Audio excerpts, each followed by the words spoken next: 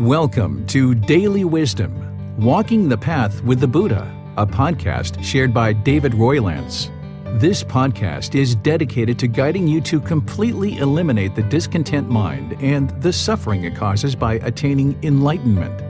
Learn and practice the teachings of Gotama Buddha that will guide you to fully attain a peaceful, calm, serene, and content mind with joy. To support this podcast, visit patreon.com/support Buddha or visit buddhadailywisdom.com, where you will discover a full range of courses, retreats, and online learning resources to assist you on the path to enlightenment. Now, here's our teacher to share more.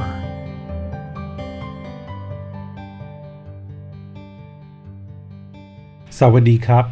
Hello and welcome to Daily Wisdom, Walking the Path with the Buddha.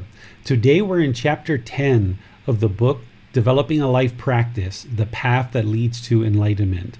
Chapter 10 is all about merit, and we're going to be discussing what is merit and how to accumulate merit and how it relates to this topic of Kamma that we talked about last week. So I'm glad that you're here. I'd like to welcome everyone, whether you're on Facebook, YouTube, Zoom, or you're listening to this on our podcast or any of the other places that we send out content to. This particular topic is something that can be really, really helpful for your practice. Not only are we going to be talking about merit, but we're going to be talking about generosity, and we're going to be talking about what we call the way of practice. These three aspects of the way of practice. And all of these things are really interconnected, whether we're talking about merit, generosity, Kamma, or the way of practice. There's this connection between all of these things. So we're going to be talking about all of that and helping you to understand it very clear and very crisp, and then giving you a chance to ask any questions, of course, as we go throughout our talk. So let's go ahead and get started. The first thing I would like to share is I'd like to just invite all of you to go to this website, buddhadailywisdom.com/free Buddha books.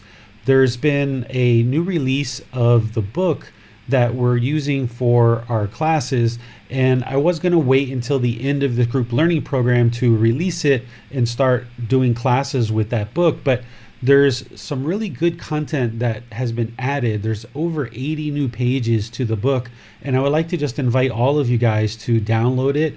It's also available in print form through Amazon as well, and the links are available at the same place, buddhadailywisdom.com/free Buddha books. And you're welcome to take the PDF and print it yourself or do whatever you'd like with it. But I would like to just direct you to that because the chapters, not only have they been expanded, but some of them have been changed in order. So when we get into chapter 12, it's not going to be the same chapter as the book, Developing a Life Practice, The Path That Leads to Nibbana. Between chapters 12 and 19, there's been kind of a reshuffling of the chapters in order to kind of have them lay out a little bit more succinctly and sequentially in a way that really helps people to learn them better. So I encourage you to go download this book either now, if you're listening to this at a time where you can actually go download it, or at some other time, because as we get going in the program, there's going to be extra content in there that you're going to be interested to read.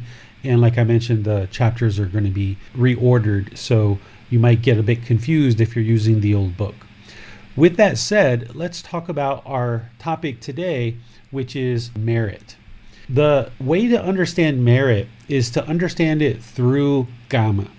What merit is wholesome Kamma that we create through supporting the teachings of Gotama Buddha, through making offerings of our time, our effort, our energy, our resources. And we make these offerings to virtuous, ordained practitioners or anyone who's attained one of the 4 stages of enlightenment. The Buddha referred to this group of individuals as the Aryan Sangha. Aryan is translated nowadays to mean noble, and Sangha is translated to mean community. So he considered this group of people to be the noble community, the people who have accomplished the most in terms of their development of their practice. And it's through sharing offerings with this group of people that the teachings can continue into the world, because as people are becoming more and more enlightened, oftentimes within that community, those are the people who are going to be teaching and have the most clear teachings to be able to help other people to attain enlightenment. So the Buddha suggested and taught that we should provide support to this group of people in order to help support the teachings, encourage the teachings, and bring them further and further into the world for the benefit of all beings. So there's offerings that you can make of financial support, of supplies. Like here in Thailand, people will take supplies to temples or take supplies to teachers, like microphones or books or meditation cushions, things like this. People also offer food and help the teachers to sustain their life, because anybody who is really progressing or has progressed on this path and offering these teachings in a way that is based on what Gotama Buddha shared, they're not going to be interested in making gobs and gobs and gobs of money. And even if they did make money, they would use it for the benefit of other people, because by the time you get to enlightenment, material possessions and wealth doesn't have the same interest in the mind. The being knows that you need money in order to sustain your life, and you need things like food to sustain your life, but you don't need an enormous amount of it. You just need a little bit to sustain your life. So this is why Gotama Buddha left the royal palace and essentially became homeless and just lived off the generosity of the people in the community. And they offered him supplies and food and their time and their effort and shelter. During his lifetime, there was no ability for monks to hold on to money. He didn't allow them to have gold or silver or any kind of money whatsoever, and just to live off of food, clothing, shelter, the medical supplies that people gave in the community, because there was no real need for money. Where nowadays we've gotten to a point in our society where you kind of just need a little bit of money just to get on a bus and go down the street. So monks nowadays and teachers who share these teachings, we do need financial support in order to continue to sustain the teachings, because it costs money to host classes. And if there wasn't any support from the community, then the teachings wouldn't be able to be offered. But you don't need to actually be rich and wealthy in order to accumulate this merit, but there's a need to provide some kind of support or some kind of benefit to the community in order to help to support the teachings going forward. Because the only reason why you or I actually have access to these teachings today is that for the last 2,500 years, people have been making offerings to support these teachings and help them to grow in the world. So people have donated land or supplies or food or shelter or money to print books, for example, and things like this. And without that kind of support, then there wouldn't be the continuation of these teachings. The teachings only continue because people are gaining benefit from them. And as they gain benefit, then because we're aware that it was the people before us who actually supported the teachings to get to where we are, any offerings that you're making is like helping the people behind you who haven't yet come yet to ensure that these teachings are available and around for generations to come. So this merit, by making the offering, what you're doing is you're practicing generosity, which you guys are familiar with and know that that's part of this practice, although I'm going to be sharing some of the Buddha's words around this today. Generosity is the antidote to craving, desire, attachment. It's going to help to eliminate that cause of discontentedness in the mind. So anytime practicing generosity with anybody is going to help that. And anytime you practice generosity with anybody, it's going to create wholesome Kamma. But there's this unique word that we use when we talk about the practice of generosity and creating wholesome Kamma as it relates to the sharing of these teachings in the world. And we call this merit. And in order to get to that first stage of enlightenment in the Buddhist path, there's 3 fetters that need to be eliminated. One of those fetters is doubt about the teachings. And like I've mentioned in the past, there's oftentimes a bit of healthy doubt when someone first starts learning these teachings because it creates an inquisitive mind. It makes you interested to actually investigate the teachings. But at some point, as you start putting together more and more of the Eightfold Path in your meditation practice, maybe you're starting to move into the jhanas or get a glimpse of what the jhanas are like, the mind gets to a certain point where you know these teachings are improving the condition of the mind. You have no doubt that these teachings are leading to a more peaceful, calm, serene, and content mind with joy. The mind isn't there yet, it's not yet enlightened, but you see the progress on this path, and that helps to erode any doubt. Well, as people do that, and you start realizing that, oh my goodness, I've discovered the teachings that are going to completely eradicate discontentedness and the suffering it causes on the entire planet. And the only reason why you're receiving these teachings is because people have supported them for 2,500 years and now they've reached you.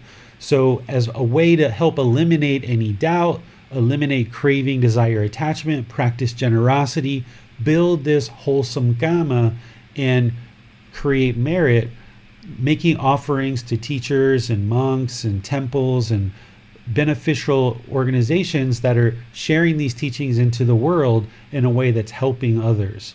And Gotama Buddha always used the word virtuous pretty much when he talked about making offerings, because if you can imagine a Buddha teaching, by the time he got midway or toward the end of his teaching career and he was about to die, there must have just been thousands and thousands and thousands of people that were learning from him. And everybody's at different points in their practice. Some people are just kind of casual observers versus others are kind of more intrigued and more interested, really investigating and working hard to learn and practice the teachings. Others are actually already enlightened or really close to it. And he always talked about making offerings to virtuous ordained practitioners or virtuous teachers, because if you just made offerings to anybody, you don't necessarily know where the money's going. You don't necessarily know that that person is using it for good, wise choices, and it wouldn't be a wise choice for you to just give it away to anybody who's maybe sharing these teachings, because they may be not sharing them in a way that's really beneficial to people. But also, if you never shared any kind of money or time or effort or other supplies with people who are sharing these teachings, then you're holding on to it too tight and you kind of still have some doubt about the teachings and you're not quite sure whether these teachings are beneficial or not, because the mind isn't even willing to support them, isn't even willing to perhaps make a generous offering or continuous generous offerings as a way to support your own learning and your own growth, let alone, helping people behind you. So we have this unique way of referring to this generosity that's being practiced in order to make these offerings to the Aryan Sangha, or the noble community. One of the ways that you can think about this is, as I mentioned, a way to help you to eliminate doubt, help you eliminate craving, desire, attachment, help other people behind you to progress and actually get access to these teachings. All of these things are beneficial, and it's why it creates wholesome Kamma, because our practice is all about our own independent progress in this journey. But through sharing your resources or your time or your effort or energy to help these teachings continue in the world, then you're also helping the world as well. Even though you focus on your own practice and your own independent journey with these teachings, there is this interconnectivity between all of us, and by more and more people learning and practicing these teachings, the world does become a more kinder, more gentle, more peaceful place to exist. But keeping in mind that it's an independent practice, but through supporting these teachings, we do help the world become a better place.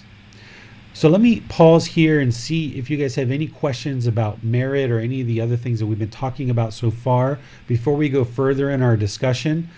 If you'd like to ask a question while you're in Facebook, YouTube, or Zoom, you can put that in the comment section and our moderators will see that. Or if you're in Zoom, you can electronically raise your hand and ask any questions directly. Hi, David. Given that merit is essentially generosity that is going toward sharing the teachings is essentially the most powerful karma that we can generate. The most powerful, the most beneficial karma that you can generate is doing meditation. That's the highest quality of wholesome karma, is breathing mindfulness meditation first, and then loving kindness is the second. And these are directly from the Buddha. And the reason why is because, and this is why you don't have to be rich or super wealthy. It's not about the amount of money you give. It's about generating wholesome karma. Yes, you need to generate wholesome karma, but there's also this merit of contributing to the continuation of the teachings. And one of the ways that we produce wholesome karma, and one of the ways that we create the continuation of the teachings, is by focusing on our own practice and reducing the harm that we're causing in the world. So by meditating, you're actually reducing the harm that you cause in the world because you're training your mind. And this produces wholesome karma. But you're not producing merit when you're meditating. You're producing wholesome karma, but you're not producing merit. In order to produce merit, you would need to actually share your time, effort, energy, or resources with people who are sharing the teachings into the world and looking to help others through these teachings. Thank you, David. Let's go to Manal now, who has a question. Hi, teacher David. Can merit be transferred? Merit cannot be transferred to another person. Just like wholesome karma can't be transferred to another person, you can't transfer merit. This is a big misunderstanding in the Buddhist community. Even here in Thailand, they have a little ceremony that some temples will do at the end of some offering or some event. They have these little urns and these little water that they will pour out, and they think that they're transferring their merit to their dead relatives. And this is a ceremony. There's just no way that pouring out a little water is going to transfer merit to any particular person, because the primary thing that's happening when you're practicing generosity, the primary thing is that you're working on eliminating craving, desire, and attachment. That's the number one thing. And that's the number one goal of this whole practice, aside from accumulating wisdom, right? Is eliminating the craving, desire, attachment. So when someone's being generous and they're sharing their time, effort, energy, and resources to create merit and share the teachings into the world, what they're doing is they're producing less and less craving because they're letting go of the things that they normally might hold on to. So that's why you can't transfer it to someone else, because the benefit that you're receiving in practicing generosity, which ultimately is merit in this case, if it's to the noble community, the benefit is all in your mind, is that you're training the mind to let go. And there's no way to transfer that to somebody else. Thanks, David. Those are all the questions we have at this moment. Okay, so let's go further into this and talk about, or at least share some of Gotama Buddha's words. I got some of his words just to share some introductory things with you about what the Buddha shared about generosity and sharing, kind of giving and sharing. He has some other teachings on merit as well, and I put one or two of them in the new book. So when you download that new book, in chapter 10, you're going to see some more content that I've written, as well as some more teachings from Gotama Buddha along the lines of merit. And I've done that throughout a lot of the chapters, is added more of my own words and added more of Gotama Buddha's words. But here, let's share this, which generosity is just the act of generosity to train the mind to let go of craving, desire, attachment, which if you're making an offering or if you're sharing some time, effort, energy, or resources with just anyone in the world, this is generosity. But if you're sharing with that noble community, the ordained practitioners or anyone who's attained one of the 4 stages of enlightenment, then you're creating merit with your generosity, which produces wholesome karma. So there's kind of like 2 branches here. There's generosity to anybody, which produces wholesome karma.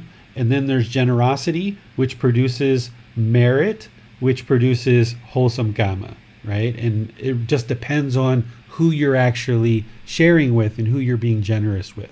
So here, just kind of talking about generosity in general, the Buddha talks about, what is accomplishment in generosity? And what is accomplishment in generosity? Here, a noble disciple resides at home with a mind free from the stain of selfishness, freely generous, open-handed, joyful in letting go, devoted to charity, joyful in giving and sharing. This is called accomplishment in generosity. So when you make offerings, if you're making an offering to the noble community, as we're talking about, the Buddha talks about that you should have a joyful mind before the offering. Like you should be producing joy in the mind. It's something that you're interested in doing based on your own interest, and your mind is joyful because of that. When you actually make the offering, the mind maintains that joy. And then after the offering, you still have joy as well, so that there's no guilt or shame that comes into the mind, like, oh, I didn't give enough, or oh, I gave too much. So he talks about these 3 phases of giving. It's not here, but I just share this with you, that if we are making generous offerings and you're not having this joy come into the mind, then you need to arise that joy. You need to take right effort to actively arise the wholesome quality of joy in your giving, because that's what's going to help produce the mind to be joyful in giving and sharing and living open-handedly. And that's where the real benefits are going to come from. Whereas if the mind's disgruntled and I don't really want to give, I'm just going to give because the teacher said to, or because my husband or wife or kids told me to do it, I'm just going to do it because they said it, then you're not going to get the benefits of letting go of that craving, desire, attachment, because you don't really want to do it. You're just doing it just because it was told of you to do it. So the mind, before the offering is made, needs to find joy and be joyful in this act of generosity to produce merit. And then when somebody's actually doing the giving, there needs to be the same thing. There needs to be this joyfulness that, yes, I'm pleased to be able to make this offering. And then after the offering's done and you go on with your day, the mind needs to maintain that joy and see what you did as a wholesome thing and a wholesome outcome. So that's important in terms of residing at home without selfishness, freely generous, right? That's the freely generous. That's those 3 stages that the Buddha talks about in giving any kind of gift or offering. Living open-handed, joyful in letting go, devoted to charity, joyful in giving and sharing. And now here's another one from the Buddha as well. This one is a bit more descriptive. The first one was a little bit more general. This one is titled, If Beings Knew the Result of Giving and Sharing. Monks, if beings knew, as I know, the results of giving and sharing, they would not eat without having given, nor would the stain of selfishness obsess them and take root in their mind. Even if it were their last bite, their last mouthful, they would not eat without having shared it, if there were someone to share it with. But because beings do not know, as I know, the results of giving and sharing, they eat without having given, and the stain of selfishness obsesses them and takes root in their mind. Okay, so here the Buddha is talking about how he has realized enormous benefits in giving and sharing. Even as a Buddha a Buddha is going to give and share. He's not done. He's still practicing, right? This path to enlightenment, and we talk about attaining enlightenment or pursuing enlightenment. There is no finish line. When the mind has moved into enlightenment, you're still going to be generous. You're still going to be giving and sharing. So even as a Buddha, he would still be giving and sharing with other people. He's sharing his time, effort, energy, and resources in enormous ways just to share the teachings. That takes an enormous amount of time, effort, and energy and resources to share teachings with others and have the patience to do so. That's one of the reasons why a Buddha can be so successful, is that their mind is so highly enlightened that they do have the patience to be able to share these teachings into the world, and they've extinguished all other craving, desire, attachment. They don't have the desire to go here, go there, do this, do that. Their only interest is to share the teachings in the world. And they do it without craving, desire, or attachment, and they do it with patience to help as many people as possible out of their own loving kindness and compassion. So he is reporting here to the monks essentially the results of giving and sharing as leading to his enlightenment, essentially. And because people are unaware of the results that can be attained through giving and sharing, then he's talking about that people do become obsessed. They eat without having given. They have the stain of selfishness. They allow this obsession to take root in the mind, this obsession of selfishness. And this only keeps the mind defiled. It keeps the pollution in the mind because the mind wants to hold on. So the more that you live open-handedly and let go of any selfishness and realize this interconnectivity between all beings, then you can find that middle where you're not holding on to things real tight, but you're also not just kind of giving away everything that you've got as well. You need to find that middle where you sustain your existence, your family's existence, the people close to you, and then you also ensure that you're sharing with people in the community and sharing with people who are sharing the teachings into the world. As I mentioned, it doesn't have to always be money. It can be time, effort, or energy towards helping the teachings to be supported in the world so that others can benefit from them. So let me pause here and see if you guys have any questions on the Buddha's words that I've shared. I was wondering, David, you mentioned that we should give free of the stain of selfishness, as you pointed out in the Buddha's words. If we are still working on that root of greed and we give anyhow, are we still contributing to positive karma, essentially? That's still an act of positive karma? Yeah, it's still helping you because just like we talk about aversion where there's like this wall, or we talk about like hate or anger where there's a wall between you and other people and you have to kind of break through that wall, even though the mind doesn't want to practice loving kindness with this person, you kind of have to pull up your boots and just be loving and kind and just do it. And even though the mind doesn't necessarily feel it, just do it. If you're not used to practicing generosity, it can be a bit challenging for the mind. The mind can be holding on, and you might want to start with small things, right? You're with a group of friends, you pop open a bag of potato chips and you're like, hey, would you like a chip?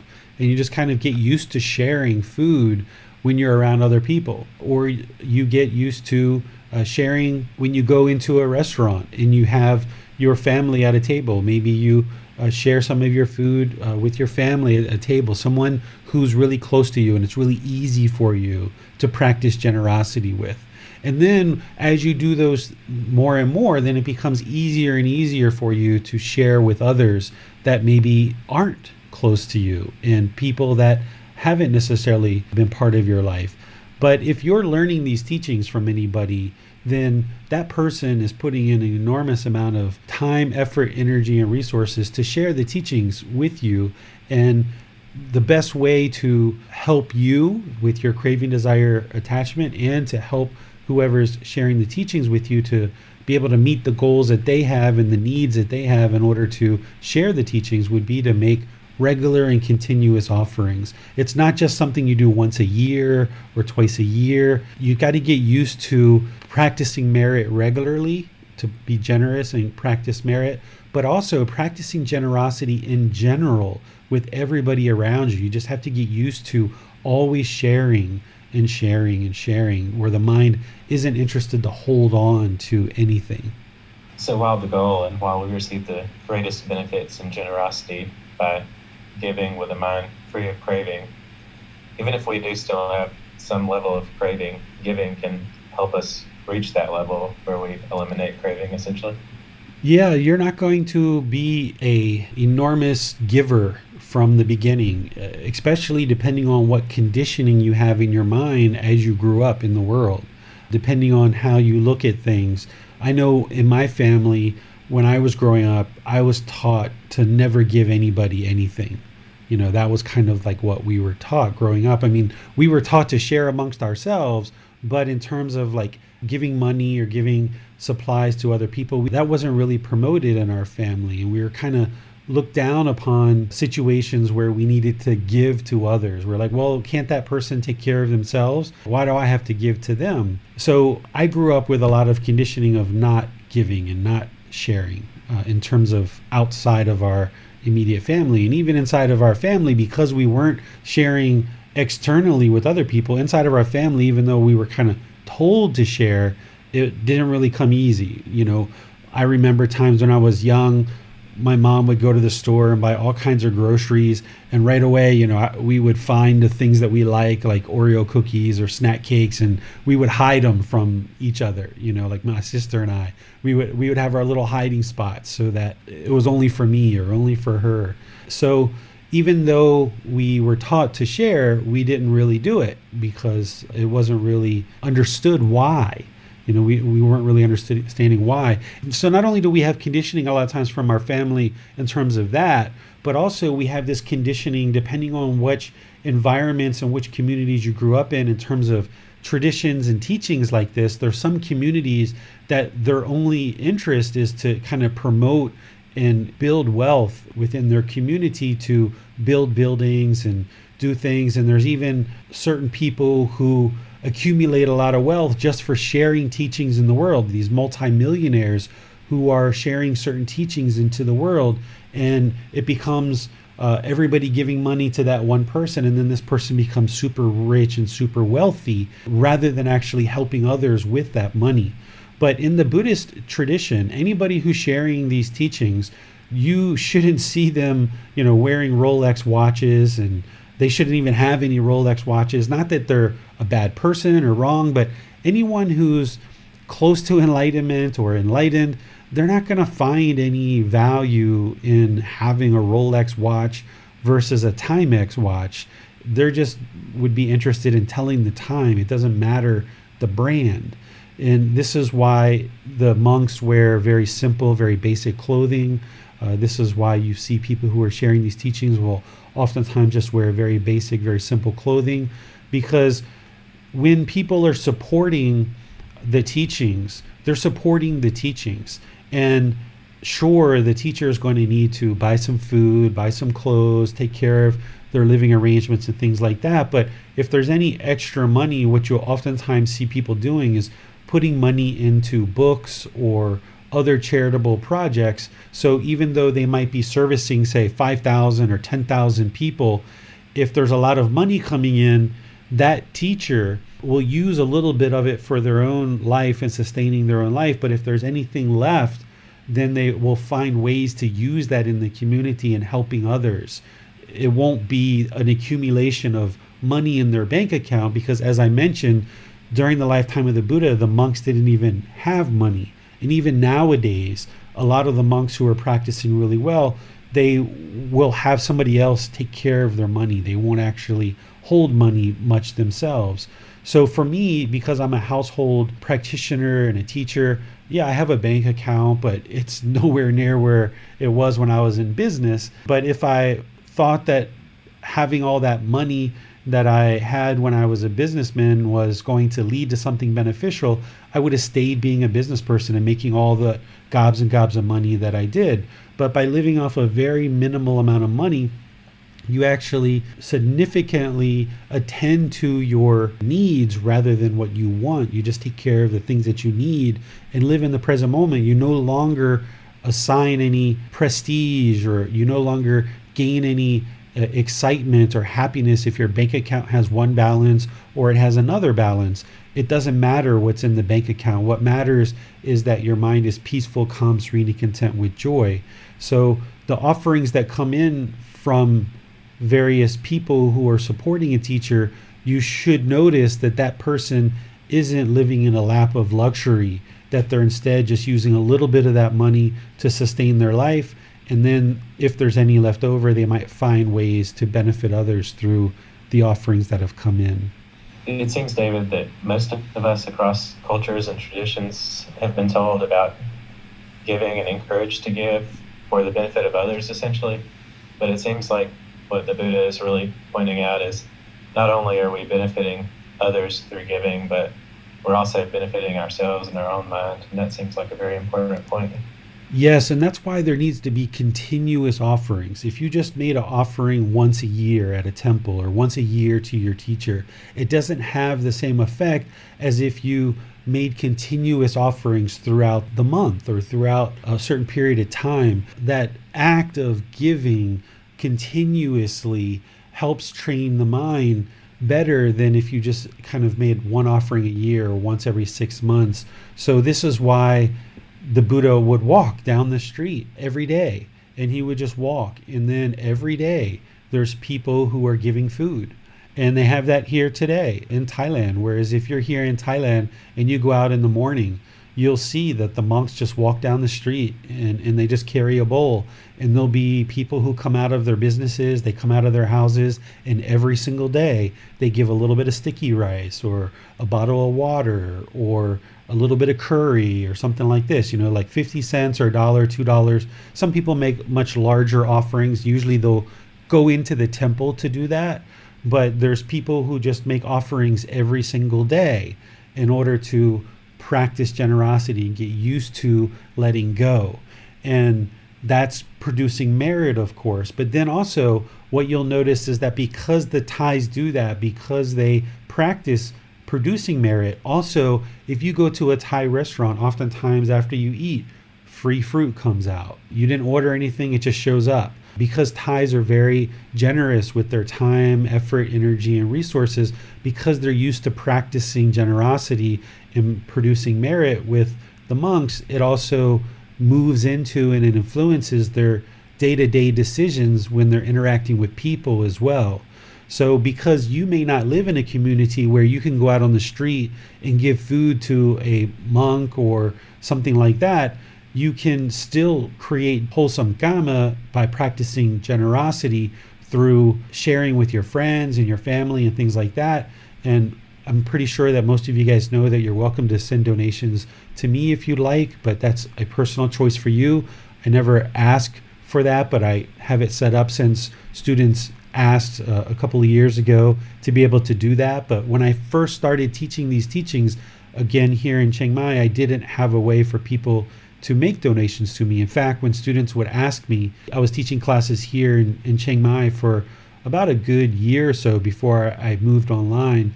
When students would ask, I would just tell them, give the money to the temple, because at that time I still had a little bit of money in the bank account from when I was in business. And then more and more people kept asking to give me donations, and I just kept directing them to the temple. And then eventually the bank account was like really low and I didn't have any money.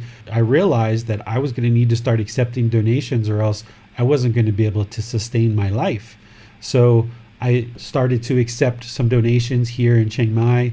And then once I started moving on to online, students started asking for ways to donate money.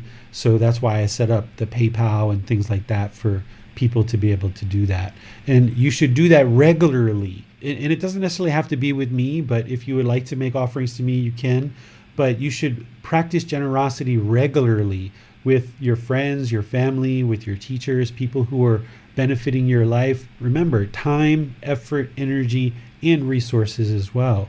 And you can decide where's that middle for you. And it's going to be really revolutionary for your mind. It's going to help train your mind to let go of craving, desire, attachment. Thank you, David. Let's go to Bassam now for our Zoom questions. And I'd like to welcome Bassam back from his recent trip. Hey, thanks, James. A question from Matursi. She says, would tithing to a church be considered generosity or merit? We think of merit as supporting Gotama Buddha's teachings. If you gave offerings or you gave a donation to a church, this is definitely generosity. But this word merit has special meaning within the Buddhist teachings, that it's in support of the teachings to support and share the teachings of the Buddha in the world. Okay, a question from Theresa. She says, is it also important to give without judgment and to give for the sake of giving and not to make ourselves feel better? There's a couple of things here to share with you. Is that the giving and sharing should be something that you feel good about doing and that you're doing it because you see the value in doing it. You shouldn't judge. In terms of the way that I define judgment is looking down on people with arrogance, but you should look at that someone is virtuous, right?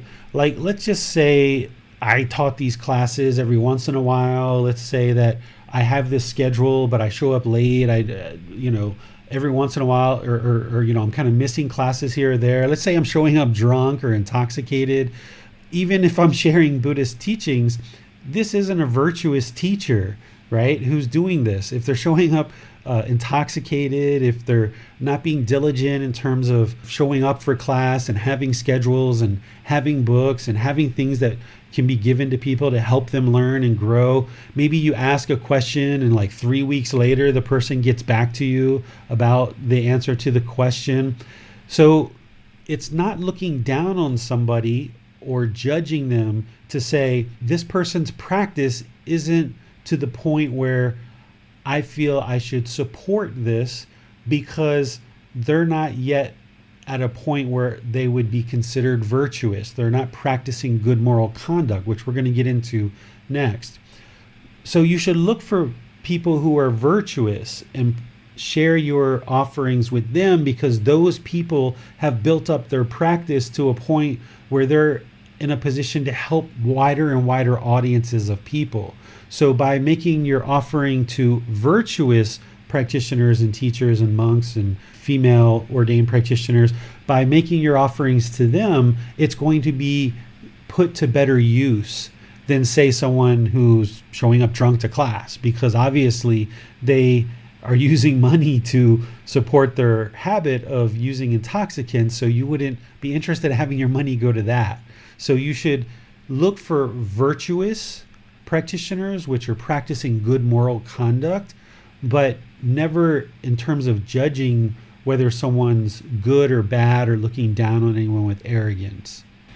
Question from Holly. She says, same thoughts as Theresa.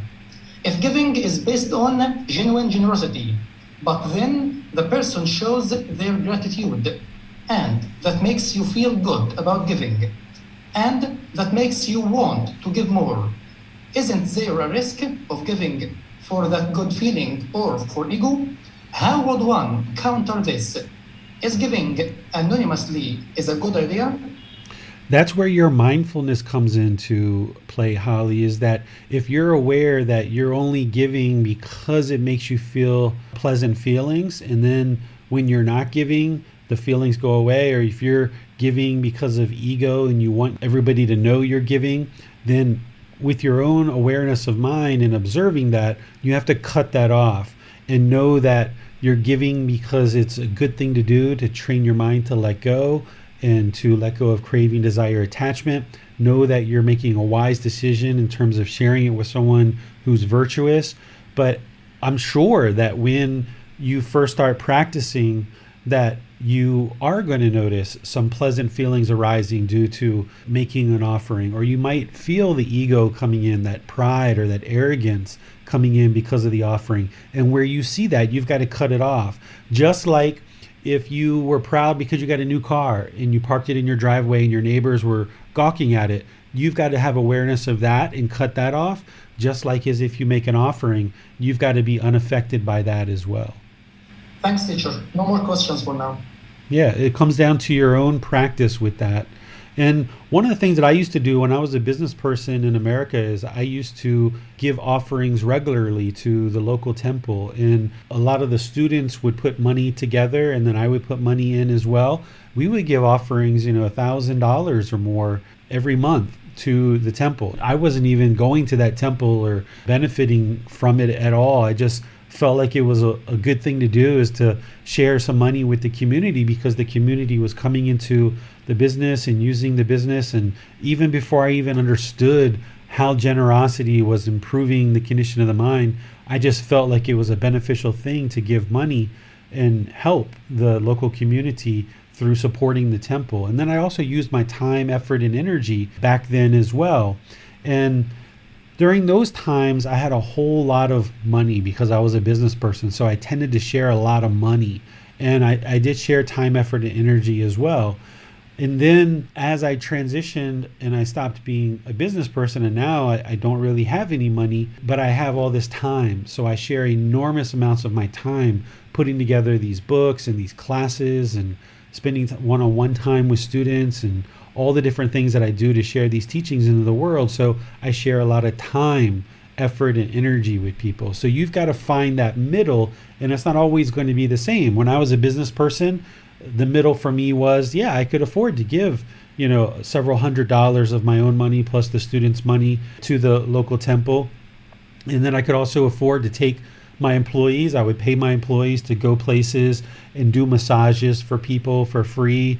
And the people would make donations and we would just give the donations to the temple. I could do those kind of things because I was really well taken care of financially before. And I used my time, effort, energy, and resources back then to do that, not realizing what it was actually doing was helping to train my mind to let go.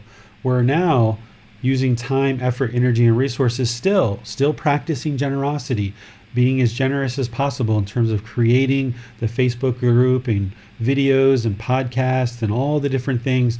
I still need to practice generosity and continue to give and share all the different things that I have, time, effort, energy, and resources as well.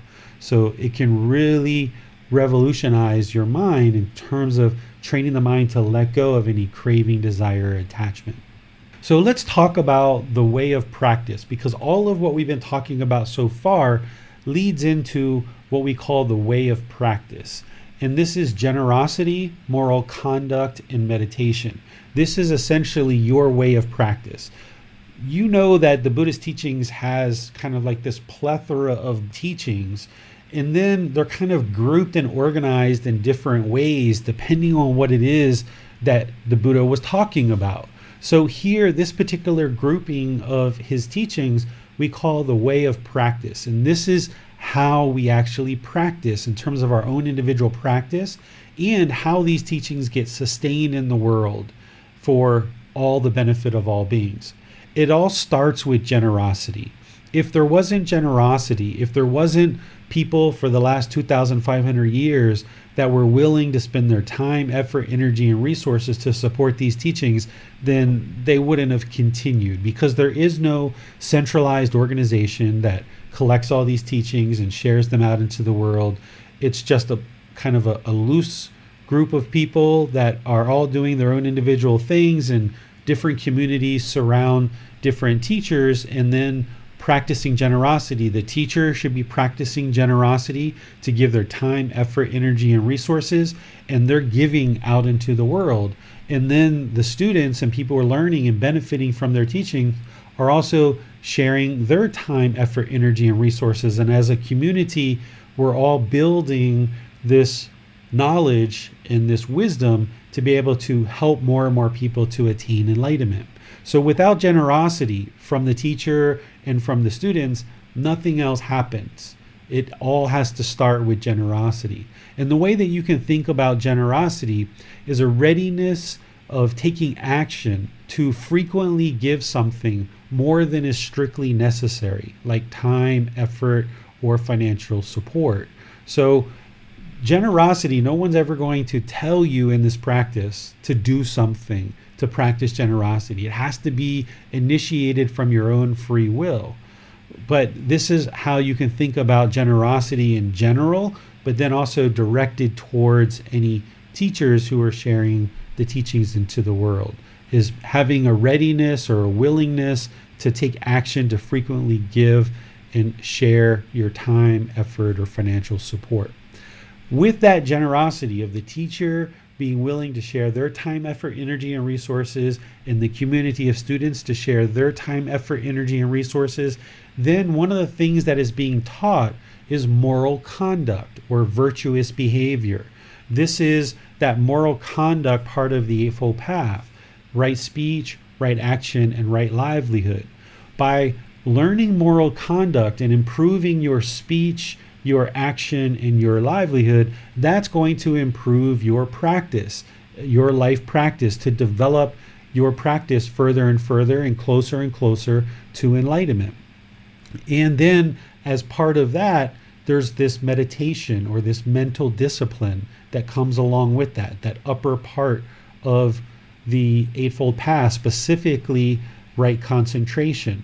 So these three things are going together. And for moral conduct or virtuous behavior, you can think about this as someone who's kind of acting upon or holding high principles of proper conduct. And it's the Buddha's teachings that are sharing that moral conduct with us to help us understand how to produce wholesome Kamma, how to practice this moral conduct so that we can improve our life, improve the condition of our mind.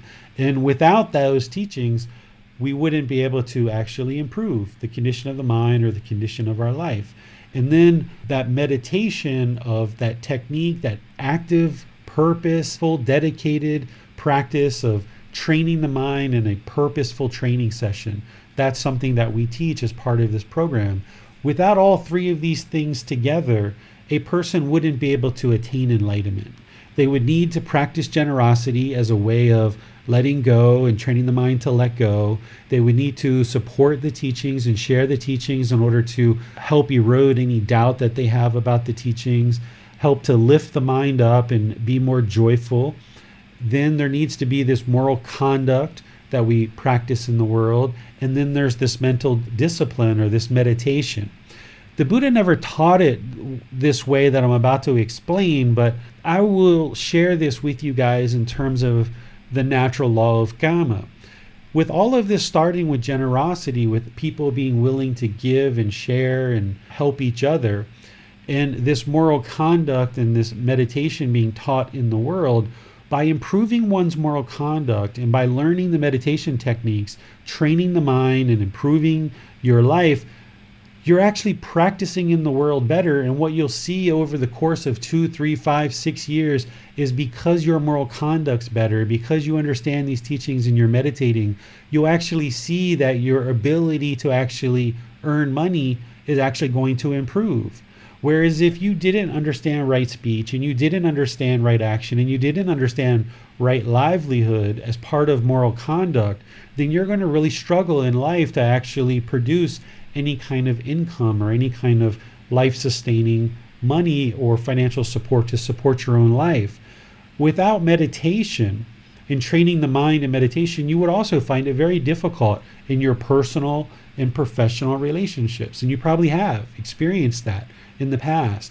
But the more that you improve your moral conduct, the more that you improve your meditation, it's going to improve your life and it's going to improve the way that you're able to then function in the world, and you'll have more and more opportunities to be able to sustain your life with ways to support your income and support your life through financial support. So while this all starts with generosity and the willingness to share, through that sharing comes this improved moral conduct, improved meditation, and with that improved moral conduct and meditation, it improves the ability to create more income, which allows us to be able to share and have more generosity with more people in the world.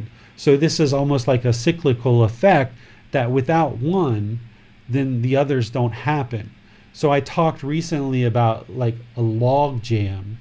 The mind, the unenlightened mind, is kind of like a log jam. Everything's kind of like jammed up.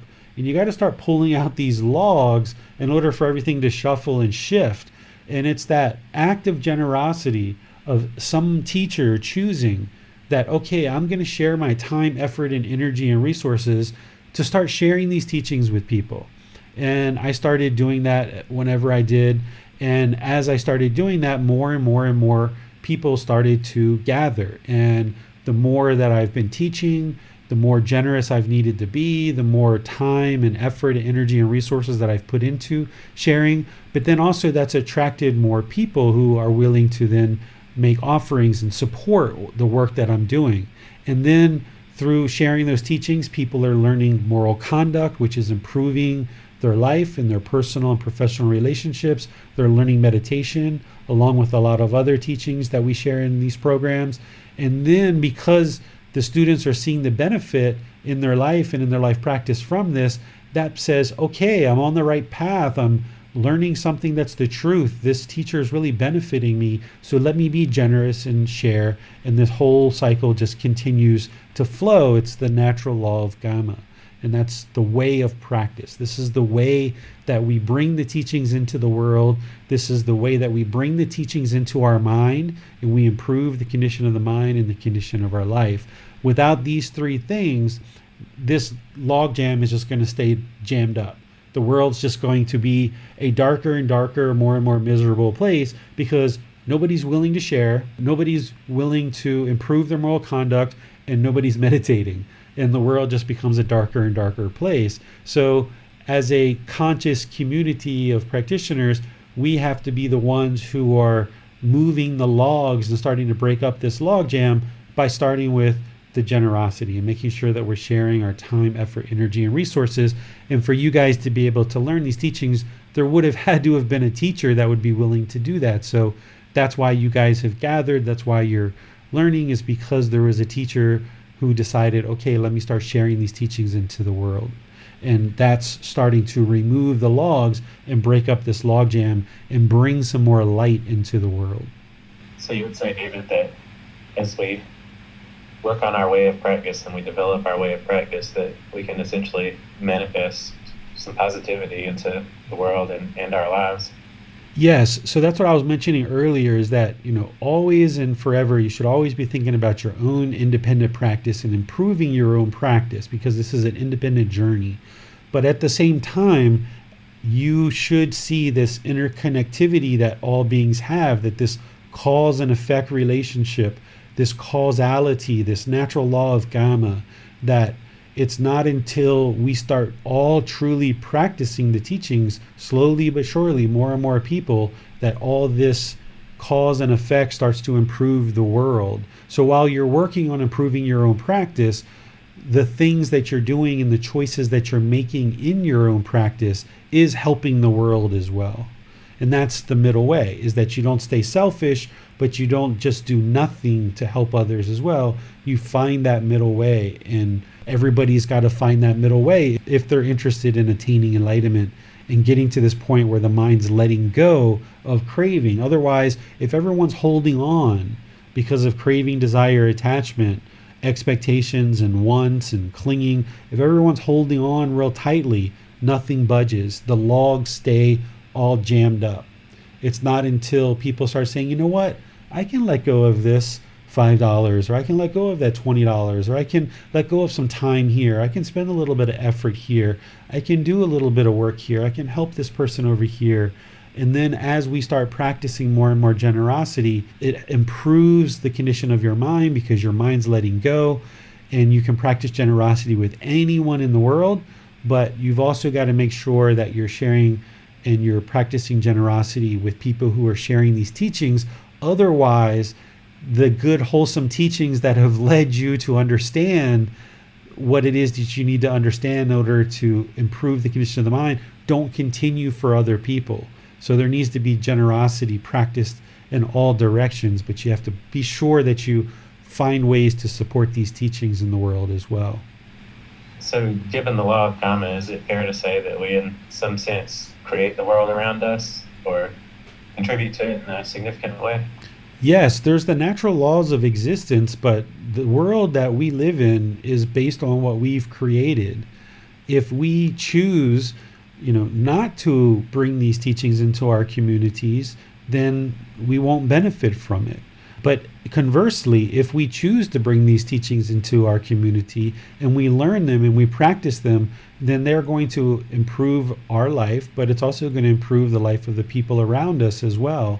And it's our choice to make. We've all grown up how we've grown up, and we know what's out there in the world in terms of the difficulties, the struggles, the misery, the suffering. And sure, we try to look at the brighter side. We look at the brighter side of life, but we also see that there's rapes, there's murders, there's suicide, there's drug abuse, there's lack of education, there's poverty, there's all these other things in the world that need help and need benefit. And if we always just look out for our own selfish needs, then we're not being a conscious practitioner. We're just holding on to things that we feel are going to be self-serving. So we need to find that middle ground where we're able to sustain our life and the life of the people around us, but we're also sharing and creating a better world around us so that more and more people can have the opportunity to learn these teachings. And that's the only way that the world actually improves and gets better. By improving your practice, yes, that needs to happen. But we also need to find ways to help others. If we're sharing our time, effort, energy, and resources with less fortunate people to help them get access to some books or some classes or something like that, that's really, really helpful for those beings. And we don't have to all come together and make a decision collectively of what we're going to do, but it's an individual decision of when or if there's a time that you feel like you would like to support these teachings, or when or if you choose to practice generosity. There's no one in a Buddhist community, or I shouldn't say no one, or at least any communities that I've been around, there's never a time where someone's going to pass a basket around and ask people to give money. It's got to be your own interest and your own decision, your own free will that you're willing to share with your time, effort, energy, and resources with teachers and also with other people in your life, sharing and training the mind to be joyful in giving and sharing.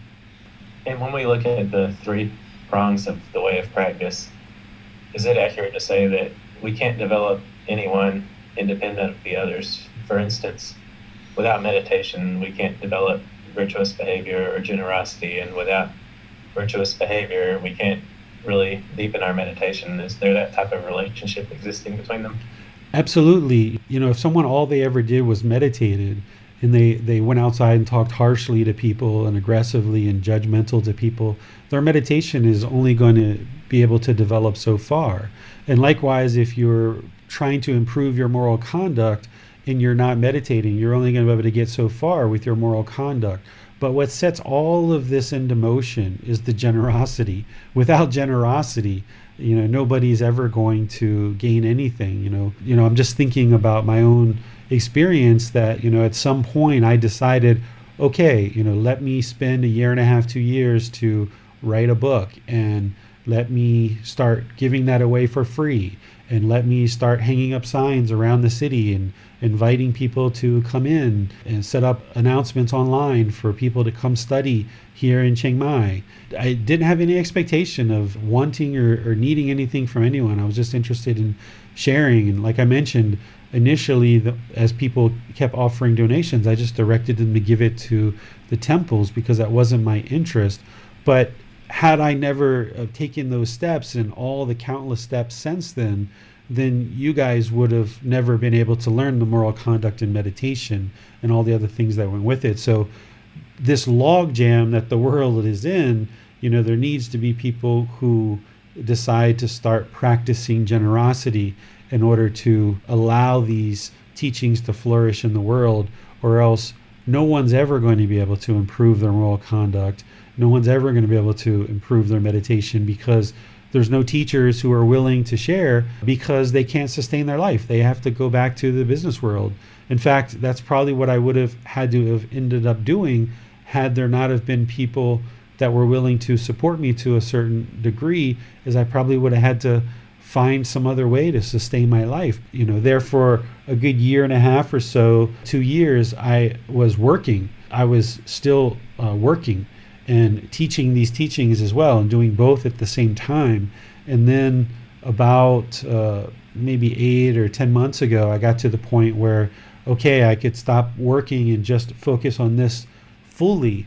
And that's why now, because of being able to focus on this fully, I've got, this whole series of 13 books now that I've got. And I've been able to ramp up the programs where before I used to just teach 1 day a week, and then I went to 2 days a week, and then I went to 3 days a week, and now I'm at 4 days a week. And then I spend as much time as I do supporting the community in the Facebook group because of the generosity of the students and the people who have made offerings have created more and more of a life for me that I'm able to devote more and more time to sharing these teachings with others. So generosity is what unlocks all of this for all of us in the world. Yes, it's also very important to consider that without generosity and merit over the last 2,500 years in regards to these teachings, none of us here would be listening to you or practicing and benefiting from these teachings. We're all dependent upon that past generosity and merit, and people to come are dependent on the generosity and merit that we have to offer. Exactly. The people who aren't even born yet, right? Haven't even been born yet. Or people who are 5 years old or 10 years old, people who are 2 or 3 years old, children that can't even read, write, and speak right now. These books that are being produced, that I'm writing, and that you guys have supported through your donations, because by you sustaining me through donations, then it's afforded me the ability to write these books. Those children that are children now and those that aren't even born yet are going to be able to read these books and benefit from them, because the Buddhist teachings are timeless. Anything that we do right now, today, in this moment, can be beneficial for many, many years to come. These teachings don't go out of date. They're evergreen.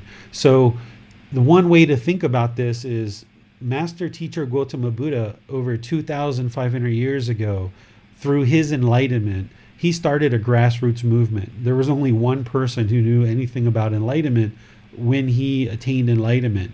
And all of the accumulation of all of his teachings and all of his generosity and all the generosity of people over the last 2,500 years have just been accumulating and accumulating and accumulating throughout the world. And these teachings, they don't go bad. There's no expiration date on them. So they'll be able to be taught and retaught. And the challenge that we have in our community, meaning the Westerners, is that these teachings have been primarily in the Pali language or localized languages like Thai. They haven't really been in the English language. It's only been in the last few decades that teachings have started moving into the English language more and more. And even these books, Buddha Vajana, it took many, many years for them to create those. And even before these were created, there were books by Bhikkhu Bodhi, who spent 27 years translating the Pali Canon into English. And now here I am updating them even more and updating that language even more.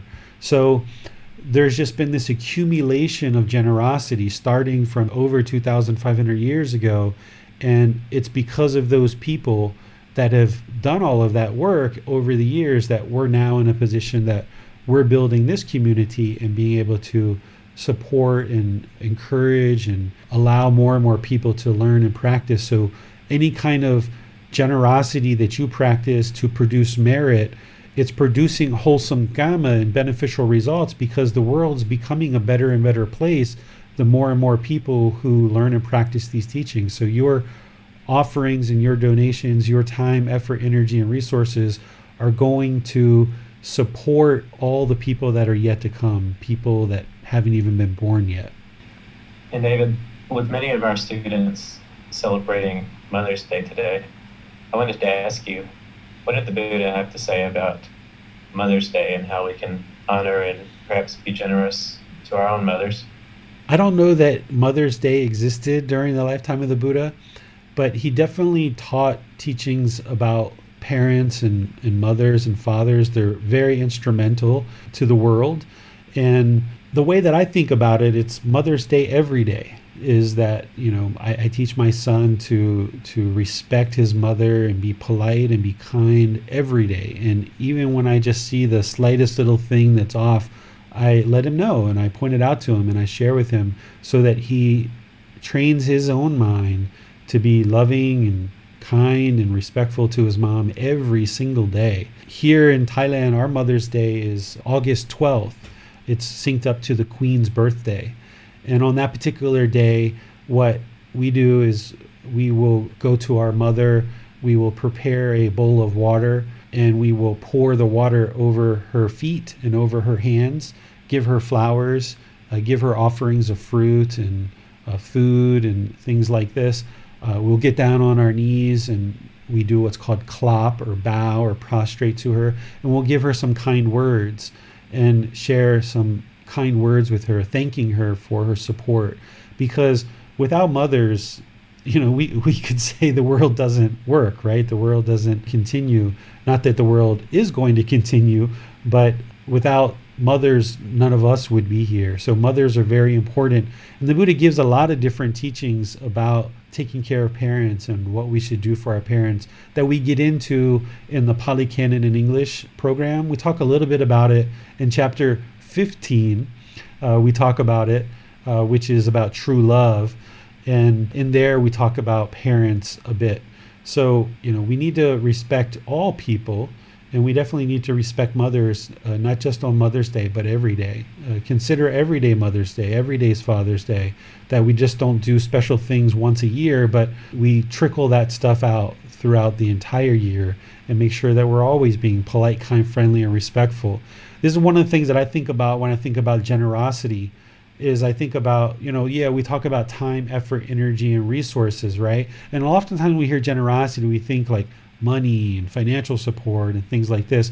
But one of the things that I share with some people is like, you can be generous just by being generous with your smile and just smiling at people and giving generosity that way. One of the things that I do, and I've started doing the last few months, is every 3 months I go give blood down at the American Red Cross here in Chiang Mai. I give blood every 3 months. It doesn't cost me anything to do it other than the gas and the time to go there and do it. This is a way for you to train the mind to let go, to let go, to let go.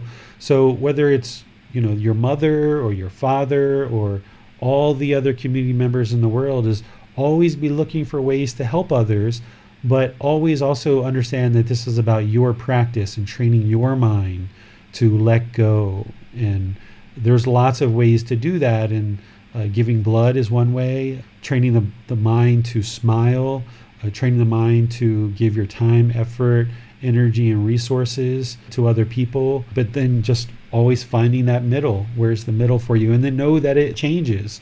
Like before, when I used to give a lot of money when I was a business person, and then now I don't have that, but I have a lot of time, effort, energy, and able to spend that and share that with people. Well, thank you, David. That's all the questions that we seem to have for today. Okay, well, I'll just end where we actually started, which is inviting you guys to remember about the free books that I'm starting to publish. And this webpage that I created is going to host all the books that I have there, and you can download all of them from one place. I'm going to start updating that and putting the updated translations for the Pali Canon in there. Right now I've got the newest book for the Developing a Life Practice, The Path That Leads to Enlightenment. I have the first 2 books of the Words of the Buddha book series in there in terms of the ones with the Pali Canon. And I've still got the other book as well in there if anybody still needs access to that. The original book that I wrote, that's in there as well. So this is going to be kind of like a online library, so to speak, where people can download the books and get access to those. And these are things that I'm doing with my time, my effort, and my energy and my resources to put these books together and share them with all of you. And the only reason why I'm able to continue to do this is because you guys are also sharing with me and making offerings. So I would like to thank all of you for sharing your time, effort, energy, and resources to help build up these resources and to support me and helping me to be able to have the time to be able to do these things. And there's been lots and lots of people, way too many to actually name, but every month I put a post in the Facebook group of anyone who's made a financial offering or financial donation. I put that in the Facebook group just so I can thank people there publicly once a month. But because of this particular topic, I would like to just take this opportunity for anyone who's in our Facebook, YouTube, Zoom, or listening to this on our podcast or anywhere else. If you guys have been supporting either with your time, effort, energy, or resources, I would just like to say thank you so much. I appreciate it. I'll also thank you on behalf of all the people that are yet to come who aren't even studying with me yet, who someday will be studying, because I've decided to devote the rest of my life to sharing these teachings into the world. This is the only thing that I'm going to be doing for the rest of my life, as long as there's support for me to be able to do that. So anything that you guys are offering in terms of donations, I will use a little bit of that for food, for water, for shelter, for clothing, if I need any medical, but I don't really need any medical, just a little bit to sustain my life. And if there's ever any left over, I will typically use that to purchase printed books and give them to people that aren't able to afford the books. I will send books out to prisons or homeless shelters or places like that. I've sent a lot of them in America. And if you're in a place where you would like to send out books to homeless shelters or addiction recovery centers or prisons or universities or places like this, you can do that. And I have a way of purchasing books at a significant discount as the author, and I can have them shipped to your home, and then you can send them out. And that's a way for you to create merit as well. It doesn't have to be just giving money to me. It can be that you actually are looking for ways to share these teachings into the world. And there's been some students that have done that over time, that they've contacted me and said, hey, I would like to send 50 books to some prisons throughout the United States. And is that something that you could help me or support me in doing? So because I'm able to purchase these books at a significant discount, it actually increased the number of books that we were able to purchase in that case. So if you would like to support these teachings, you're always welcome to ask me what support that I need. I will never ask you for a donation. I will never ask you for support. I will never specifically tell you to support one thing or another. But if students step forward and they ask me, David, how can I support you? What things can you use, or what things could you benefit from? Then at that point, I'm able to share it with you. But because of the precepts that we practice, particularly that second precept, that we need to await what is given, I'm unable to ask you for any kind of money. That's not how these teachings work. It's just that we just give and give and give and give our time, effort, energy, and resources. And when the students learn enough and they choose that it's the right time for them, they can either just make offerings on their own, or they can ask the teacher, how can we support you? And if anybody ever decides to do that, then whatever's going on at that particular time, I could let you know. At the same time, as we're ending our class here, just once again, just thank all of you guys for your support over the years. And I appreciate everything that you do to help me to continue to share these teachings in the world, because it really does help to make the world a better and better place. And you should be noticing improvement in your life practice as well. So as a community, we can help each other, and we can help lots and lots of other people as we all continue to stay diligent and dedicated to learning and practicing these teachings for our own practice, improving our practice, but then also sharing with others and letting other people come into our community and experience what it's like to learn and practice the teachings of the Buddha. So I'll see you at one of our future classes. On Wednesday, we're going to be doing breathing mindfulness meditation. And then next Sunday, we're in chapter 11, which is meditation, developing your practice. We're just going to spend the entire talk discussing all the different facets of meditation. We're not actually going to do meditation on Sunday, but we're going to be discussing it in detail, because so far I've been teaching breathing mindfulness meditation and loving kindness meditation, but there's two other kinds of meditation that someone might need in terms of specialized meditation techniques to actually attain enlightenment. So we're going to be talking about those and all the other aspects of meditation. So between Wednesday and Sunday, any meditation questions and anything that you have coming up over the next week, you'll have opportunity to learn and understand and ask those questions. And then, of course, you can ask questions long into the future, any questions about meditation that you like, but you've got kind of a real nice week here to really dive into the practice of meditation and get any questions that you have as we go through and share more and more of the teachings around meditation. So have a wonderful rest of your day, and I'll see you in one of our future classes. Take care. Sawadee ka. Thank you for listening to this podcast. To provide support for this podcast, visit patreon.com/support Buddha. To access more teachings, visit buddhadailywisdom.com. There, you will discover a full range of courses, retreats, and online resources to assist you on the path to enlightenment. Remember to establish a daily, consistent meditation practice, along with learning and practicing these teachings. A well-developed meditation practice is the foundation in which to train the mind to attain enlightenment.